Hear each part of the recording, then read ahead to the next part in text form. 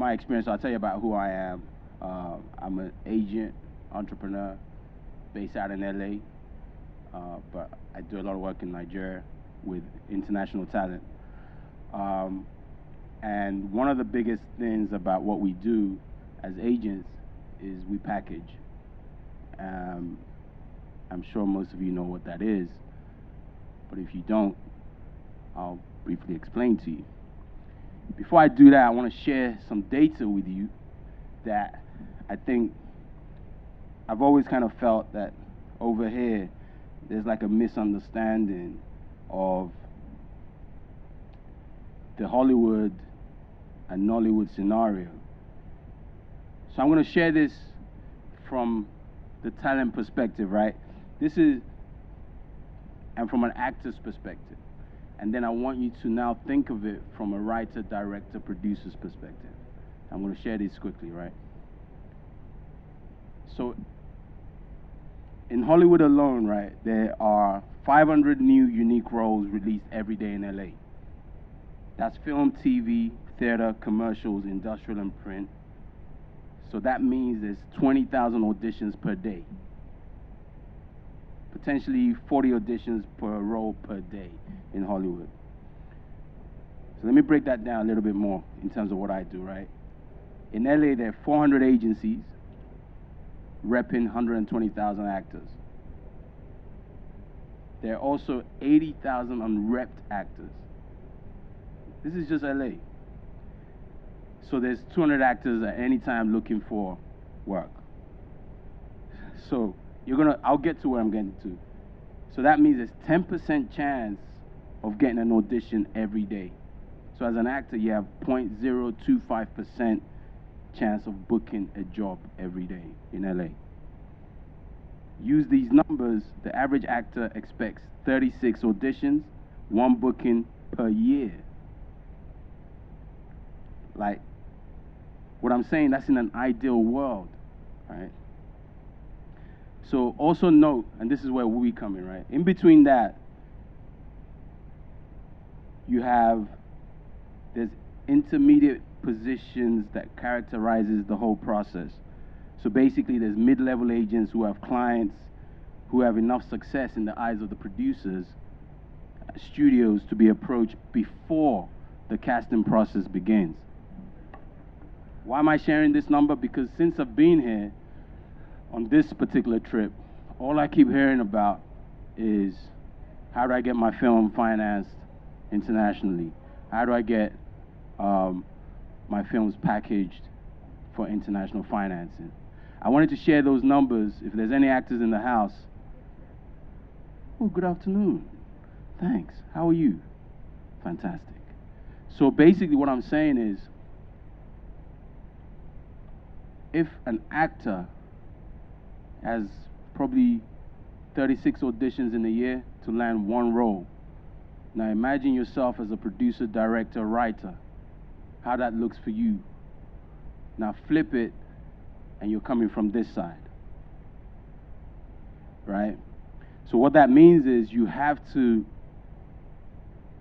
I'm not sure, I'm sure here you guys use agents. I'm not sure, I don't know. I haven't really met many filmmakers who have agents. I haven't met many producers who have agents. I haven't met too many directors who have agents. But I've met plenty of actors who want agents or have agents. So in terms of this particular context of packaging films, the agent is very important. And I think it's something that in this market, people need to start thinking about, because most of my time now is spent packaging books, somebody's ideal stories.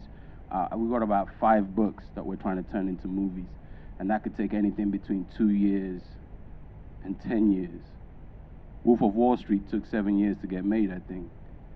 You know, so I think this session is a weird and quirky one because there's no set systematic way of packaging to get your film made. Because if I'm packaging a book, I've got to find a studio who's interested in the book, as well as a producer. In that convoluted world, I've then got to, as an agent, if I've signed the right kind of talent, I'm trying to package my talent to get within that film. And at the same time, you're trying to get a director attached to that project. That director has his own interested parties. And the point I'm making is, when you're trying to package content in Hollywood, it's not as straightforward as people think it is. You know what I mean? And I think it's the same here, but I guess somebody will correct me if I'm wrong. I haven't really done much in terms of trying to package content here. I hope to. But there's no, it's a convoluted world of intermediaries that you have to navigate. My job is really, as an agent, my job every day, right, is about strategizing about other people's strategy. That's what I spend most of my time doing. I've got to try and strategize how Mr. Producer is strategizing, how the director is going to strategize to decide who he wants to put in a film. And then the investors, they have their own interest. So in wrapping up, and before my colleagues join me on stage, I just want you guys to go away and think about that. It's not a straightforward thing in terms of packaging film for financing. It's a very, very convoluted, systematic world, and you have to basically take your time in doing. There's no. I get calls and say, "Oh, I have a script. I want to shoot a film. When do you want to shoot?" October. Today's the 3rd of September. Do you know what I mean? Where are you going to raise the money from? Think about that. Thank you. Thank you. Thank you. Can we please clap for him? And please, can Kene and Kuyemi come forward, please, for this session? Thank you.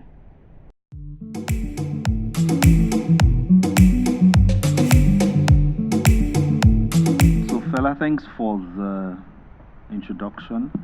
But I think that a lot of people here would like to just have some sort of maybe a framework or something. What do they need to know to get international financing? You know, yes, you talked about, you know, starting early, indirectly, and all of that. Are there things that people need to look out for international financing? And what can you do? What sort of advice can you give as an agent that raises financing? Like I said, I mean, that's a real tough question because there's no specific thing. The only pointers, 3, 4, 5 points. Right. The key thing in trying to raise international finance, whether you're co-producing, whether you're looking at off-take deals, is the first thing is to be prepared. A lot of people here, it's not just here, it's anywhere. Filmmakers, they're creatives, they don't read, the details are not that important. So it's not, I'm not gonna sit here and say this is specific to Nigeria. You know, the key thing is, you can't wanna raise X amount and give yourself 4 weeks. That's never gonna happen. You know, you must have a decent development phase in the project you're trying to get financing from or for. And I think the other thing I'll say is, because there's so many different ways to raise finance for film, you know, whether it's through investors, private equity, debt financing, but I think you need to school yourself and really to understand, you know, that ecosystem of film finance. As an agent, when we're packaging content, it depends who I'm representing. If I'm representing a director, then it's from that perspective. If I'm representing an actor, it's from that perspective. The studio is from that perspective. So it really varies. Okay, so my next question will then be that what, I mean, and this is for both you, Fela and Kene, what is the best sort of, what would you advise? I mean, sort of financing for films. I mean, around here, you know, I think the Bank of Industry has done quite a lot of film financing, not many successful. And then just generally, is debt a good way, or you know, is it advisable to use debt for financing films. So both from internationally, locally. I don't know who wants to go first. No, so let me go. So I think just kind of piggybacking on what Fela said and what Fela's been talking about in terms of international finance, and I think I would probably start from a slightly different place, which is, whilst I understand that international financing may be attractive to a segment of our market today, is international financing actually what we need as an industry today? I would expect more local financing to address local challenges, just because of the way they are designed. That would be the first thing that I would ask. And also, I know you planned to make this as interactive as possible. Everyone's just come back from lunch, so everyone's a bit laid back.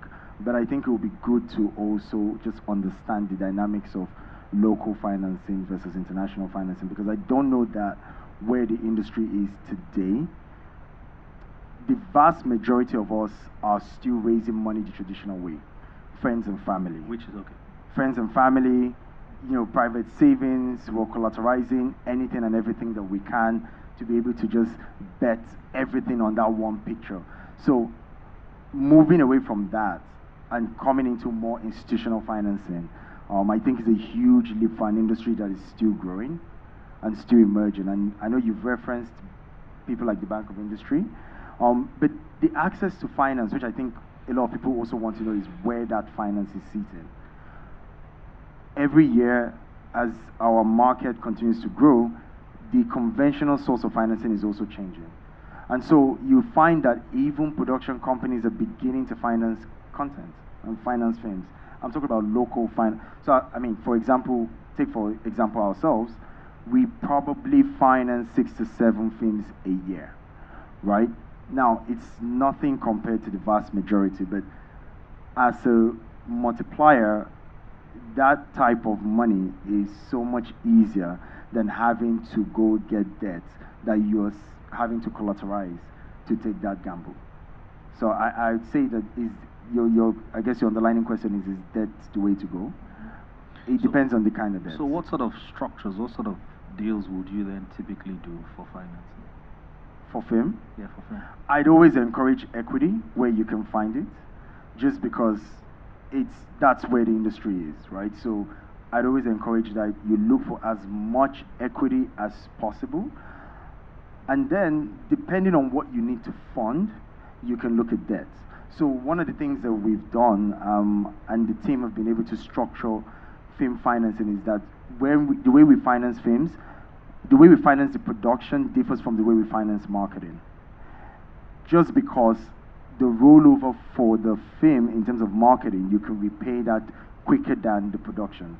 The typical life cycle of a film could be 18 to 24 months, depending on how much or how long you exploit it. But depending on also your initial capex for your production, you can source debt to solve your underlying expenses. Sorry, I know I'm using a lot of big names, words. I'll ease it out for people like Moses Yang. Fela, I don't know what your thoughts are. Do you think, can I make a point about, international finance, and do you think that we're still, is the Nigerian industry ready for that? What are your thoughts? No, I totally agree. I mean, I'm always glad to be up here, but the market is so young right now that even thinking international financing is not relevant at the moment. This is a growing market. As Kenneth said, you're still pretty much crowdfunding to get your films made, and that's going through friends, family, anybody. If you can get equity, then get equity. I'm not sure. Maybe I may be wrong. We're still 18 months away, maybe even longer than that. In looking at the Hollywood model, I think there's a mistake that everybody's making. This is just my opinion. In kind of looking at that and thinking that's the way to go to raise finance. This market is very different, and it needs to be approached very differently. What I do for a director in LA is very different to what I'll try and do in this market.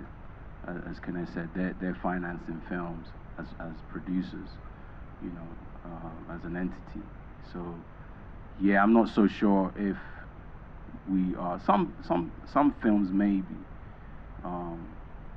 might be. It might qualify. It just depends on what that content is. It depends on what that.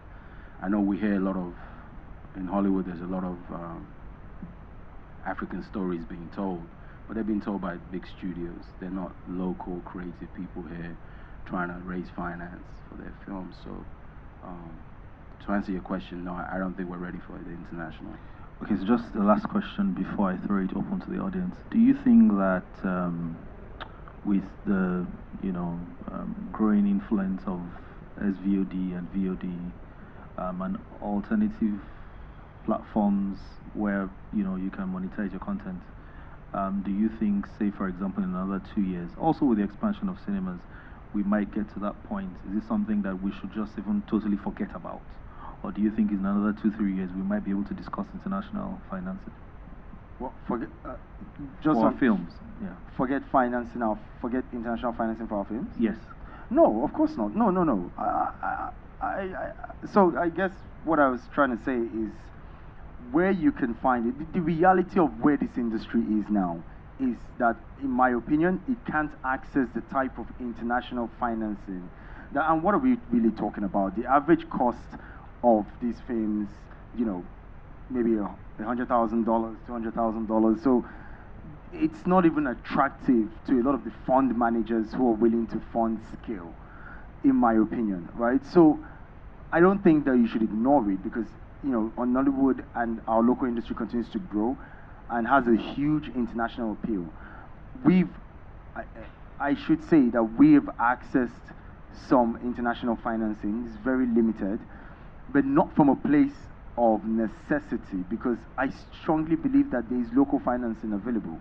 It may not necessarily be available to everybody in the manner that they would like it to be. We need a lot more fund providers for this industry, but there is local money available. And I'm not just talking about the conventional BOIs and commercial banks, but there are little pockets of funds that are available. A lot of individuals are looking to fund the industry as well. And so there's a lot of money available if you can articulate it. So just one last question, sorry, before we go to the audience again. Is there an opportunity, or maybe this is just a general thought, not really a question.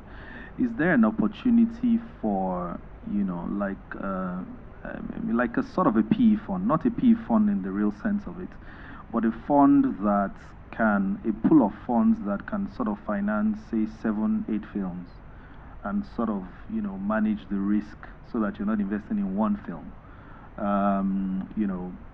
Is there an opportunity for that sort of structure for financing? Yeah, I mean, definitely. I mean, you're talking about the old Hollywood slate financing kind of strategy. I hear people here trying to do it. I know people are trying to set up film funds, and that's a possible way for the market to go. I definitely think so. Okay. You want to say something? Yes. So, so we've actually just launched a fund. Okay. I didn't plan to say this. His email address is. No. So we agree with you, right? So we've spent maybe the last 2 years trying to aggregate a film fund, where we build out for a slate of movies. If you've launched, how come nobody knows, though? No, that's why I said no. Wait. What I said is we spent the last 2 years trying to aggregate a fund for it. We have struggled because we just felt, you have to have the right partners that are patient enough for this industry.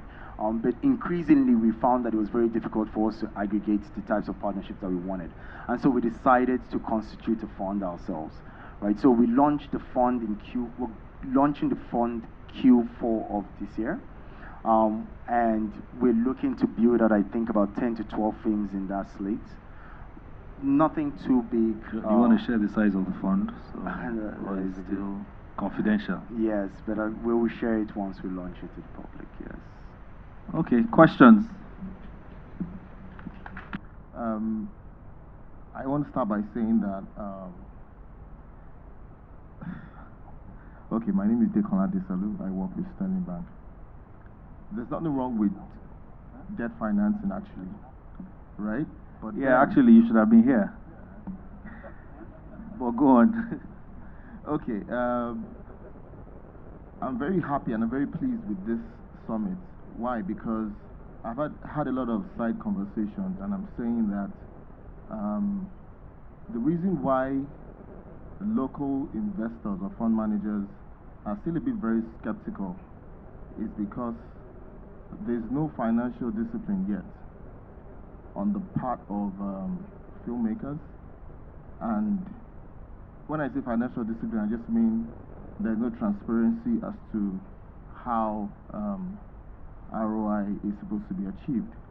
Now, I see a lot of opportunities. There's opportunity for capacity building that needs to happen immediately.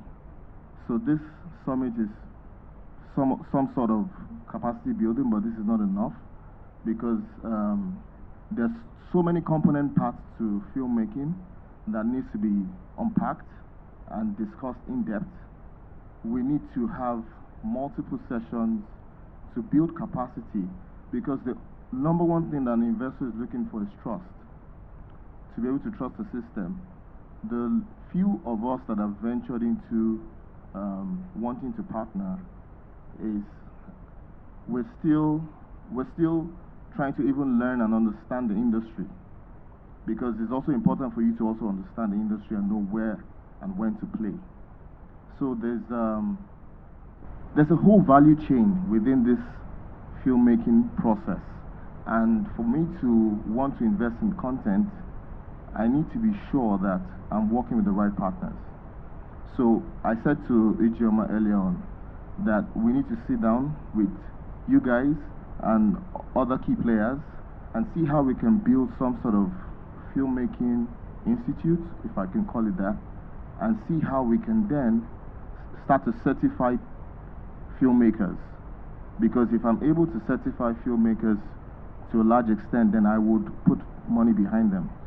And filmmaking financing is a multi-year thing. If you're thinking about it as an investor to go in the short term, you can't do it. It doesn't make any sense. So a number of us are beginning to understand that, and we're seeing how we can work with everybody. So that's what I just wanted to add.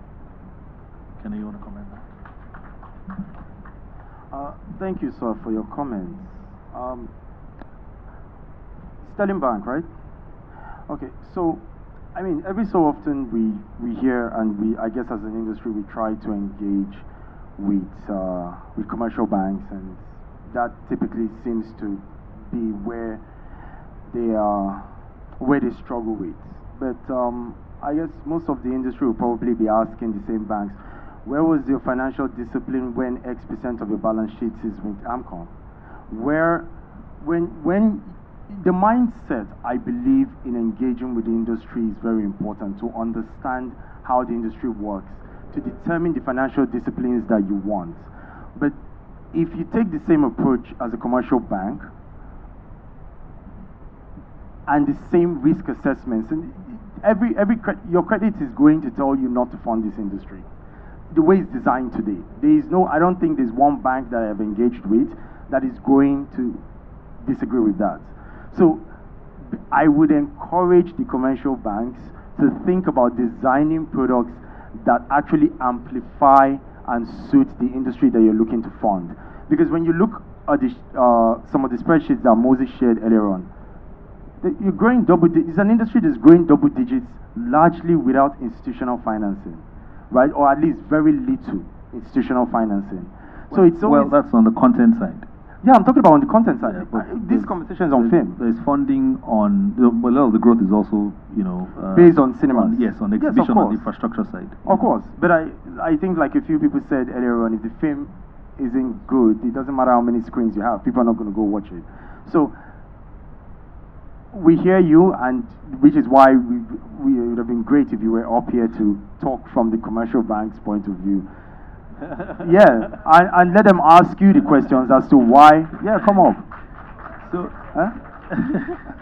let them ask you the questions as to why you're not funding the industry. You're not allowed to put him on the spot. No, but he put the industry on this. He said we don't have financial discipline. So I think that at the end of the day, you know, that engagement, which he's spoken about, needs to continue.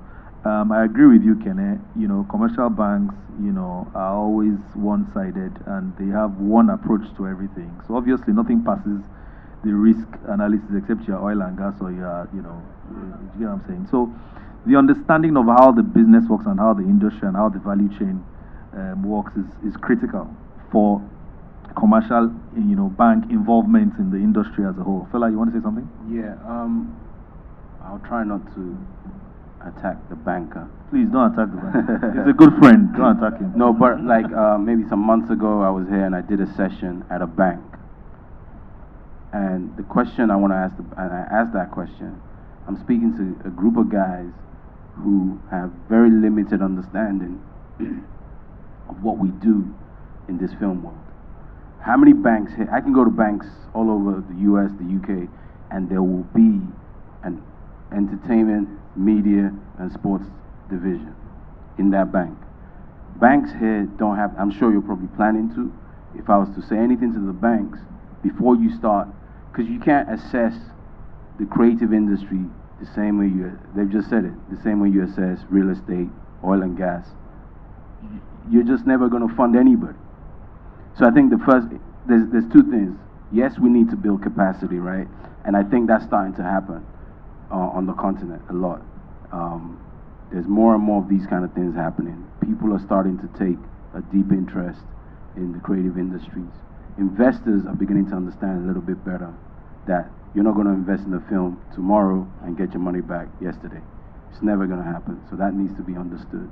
But I will advise the banks to, when they're recruiting or building these divisions, you need to have divisions that understand people coming specifically from the industry. Okay, he wants to respond. 30 seconds. So it's not, I agree with you, and when I was talking, that's why I said that. So we made an attempt about 12 months ago, right? But then we took a step back, and we said it's important. Why is it that when we started to finance agriculture, we had experts come and work with us? Why is it that when we finance oil and gas, we have experts in that field? It's so important that if it doesn't make any sense if we want to finance film or entertainment that we would not have experts in that space. So expertise is what we are after right now, and partnerships is very much encouraged. Definitely we can never use the same credit assessment or models to finance in this space. It's very clear. Thanks. Yemi, you want to? Okay, there's another I just question. wanted to ask, who are the experts then for film, for Nollywood, apart from the Nollywood guys? Yeah, so that's why he's here. That's why he's here, and then I'm sure we can take this discussion, you know. Okay, so Offline. Just a quick observation, Mr. Dekola Desalu. It's a pleasure to see you again. So, Fela just spoke about sessions. Your banks are always having sessions. Sessions over and over and over again. I was functioning just as an actor, and I've been to so many sessions. Industry, what they call it, there's some word for it, one phrase for it. But there's a failure to launch. There's always something you talk about, stepping back, not finding experts, I think the banks are very complicit, very, very lazy in Nigeria. I think you guys are focusing on industries, especially because we have a government that's always borrowing for you guys. And you're not trying to work with real businesses. You see the success of Nollywood, again, someone pointed it out, has nothing to do with financial institutions. It has nothing. And it's succeeded thus far. So even just based on the strength of that, someone ought to be doing something. What that thing is, we can sit down.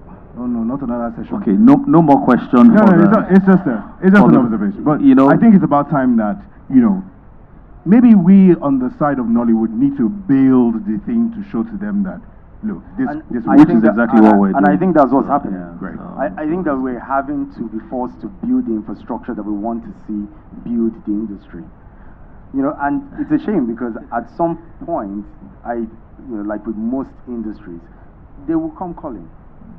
Like with most sectors, eventually they will come calling, and then you can tell them where to go. Question, sir. Okay, so I've heard the conversation and it's fantastic. I love the fact that you're talking about funding.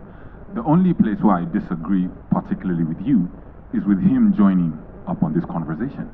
Because until this point, Nollywood has managed to work off of crowdfunding. So my question is, doesn't it make more sense then to kind of try and shore up your crowdfunding and turn it into an institution? Look, GoFundMe, all these other versions, I've seen great films made from that. How come we're not doing that here?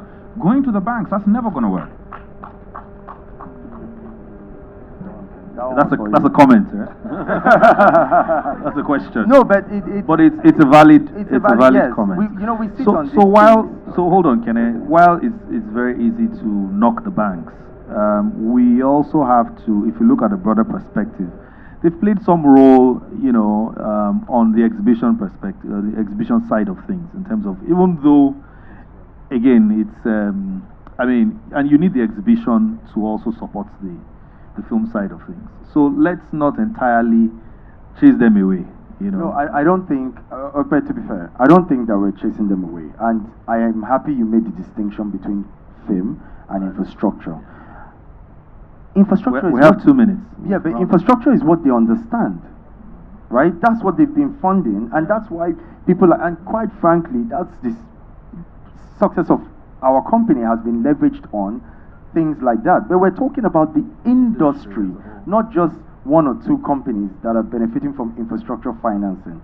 So for film financing, the point I would echo is that the fund managers need to show up, and point to them is there's been a lot of conversation, so they need to show up. But I would encourage the industry as a whole to find innovative ways to access money that is already available. It's already available. It's not as institutional and it's not as structured, but very similar to the point that he was making is that there are ways in which you can access that. Even if it's not equity, there are some very available, small loans that you can use to finance your films. Okay, unfortunately, we have to end. Oh, one last question, and then last question. and then- Good afternoon. My name is Tiwa Oladipo, Short to Speed Project. Fairly new in the film industry, primarily a legal practitioner. So, in recent times, I've had the hindsight of looking at so many documents from the bankers, and I've attended also funding-related sessions. And like everyone has said, the simple issue is the film industry is a hedging industry, whether we like it or not. And I think it's very important that you understand that if I put in 1 naira, I can make 50 naira. But at the same time, I can put in 1 naira and not make anything. Now, there's a value chain. If we want to increase the valuation of the Nollywood industry, we have to aid some certain capacities. So in Nigeria, do we have what we can proudly say in terms of set location? For example, we want to shoot a movie that is Hollywood worthy. Do we? Now, for me to say then that I want to get foreign funds to come and do something in Nigeria, I should be able to do that thing in Nigeria. So I challenge the banks, look into creating those kind of areas, creating that enabling environment. We produce. If you have an idea, the stress a lot of filmmakers go through looking for locations, it is unbelievable. But here, So what you're saying is you should invest in infrastructure again. basically, but not just at the end product of infrastructure, helping the whole industry grow holistically. Thank you. Okay, thanks very much. Last words from Fela, and then we wrap up the session. Last word. Wow. Okay. Just quickly to add to what you're saying, I don't think that's the bank's responsibility to build that kind of capacity. I think by the natural process of evolution, the industry is going to grow and it's going to expand. I think we just, over here, I think like I said earlier, there's this gravitation towards I want to have my film financed by Hollywood. I don't understand. I think we need to, as Kenneth said, the money is actually here.